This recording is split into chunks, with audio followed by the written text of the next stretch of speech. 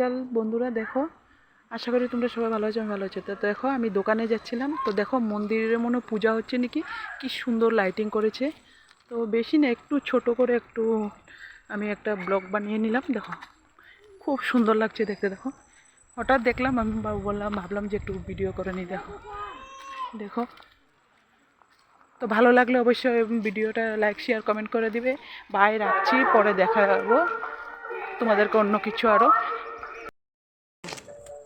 তো দেখো এখন সন্ধ্যাই হয়ে গেল। দেখো আমি দোকানে যাওয়ার পথে কেমন লাগছে বলো দেখতে, খুব সুন্দর পূজা হচ্ছে মনে হয়, জানি না, আমরা অবশ্য ভিতরে যাইনি। তো দেখো সুন্দর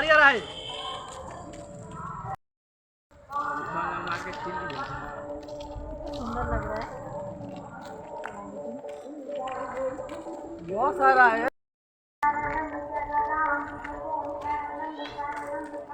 তো দেখো বন্ধুরা, আমি বলেছিলাম না ওদের কোনো পূজা আছে, তো ঠিক আইসা দেখি আমাদের মালিকে ঘরের সামনে, আমাদের রুমের সামনে আর কি দিয়াবাতি জ্বালিয়ে দিয়েছে।